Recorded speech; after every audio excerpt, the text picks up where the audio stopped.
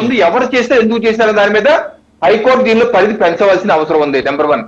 Number 2, అసలు పేపరే లేనటువంటి డిఎస్సిలో పేపర్ లీక్ అయిందని చెప్తున్న అబద్ధాలు చెప్పాలి చేసిన జగన్మోహన్ రెడ్డి గారు మరి దీని మీద ఏ రకంగా వెనకేసుకొస్తున్నారండి?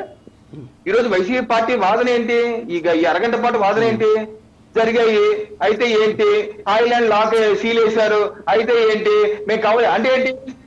నిరుద్యోగుల యొక్క భవితం మీద అదే కనుక జగన్మోహన్ రెడ్డి గారి పిల్లలు లేదా మోహన్ రెడ్డి గారి పిల్లలు గ్రూప్ 1 రాసుండి ఈ సమస్యల్లో కాకుండా ఉంటే ఈ రకంగా మాట్లాడతారండి? ఈ రకంగా మాట్లాడతారండి? ఏం మాట్లాడుతున్నారు?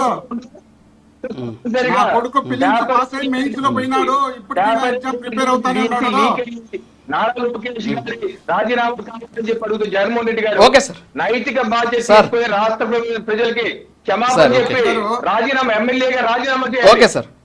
ఏ మాత్రం మిగిలినా సరే ఇంత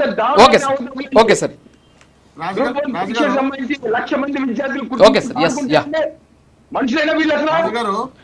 ఓకే రవికిరణ్ గారు. రాజు గారు ఓకే సార్ మళ్ళీ రాజు గారు రవికిరణ్ గారు ఏమంటున్నారంటే మోహన్ రెడ్డి కొడుకు రాసింటే తెలుసు అంటున్నారు. దేవుని సాక్షిగా నా కొడుకు ఫిలిమ్స్ పాస్ అయ్యి మెయిన్స్ లో పోయినాడు, అందులో మీకు తెలుసునో లేదో, ఇప్పటికీ ఇంకా ప్రిపేర్ అవుతున్నాడు సివిల్స్ కూడా. కానీ మీరు చెప్పినట్టు జగన్మోహన్ రెడ్డి గారు అబ్బాయి మెయిన్స్ పాస్ అయ్యి ఈ రకంగా అయ్యి ఉంటే మీరేమనే చెప్పండి.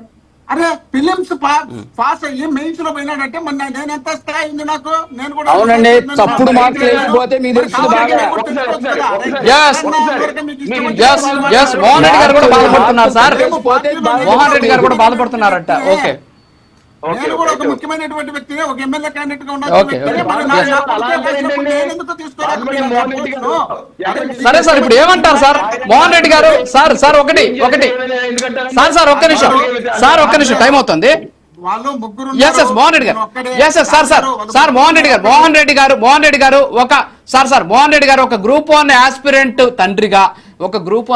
తండ్రిగా ఒక మీరు ఎమ్మెల్యే స్థాయికి సంబంధించినటువంటి రాజకీయ నాయకుడిగా ఇప్పుడు దీని మీద మీరేమంటారు? ఒక్క 1 word లో చెప్పేసి నేను నెక్స్ట్ గెస్ట్కి వెళ్ళిపోతాను.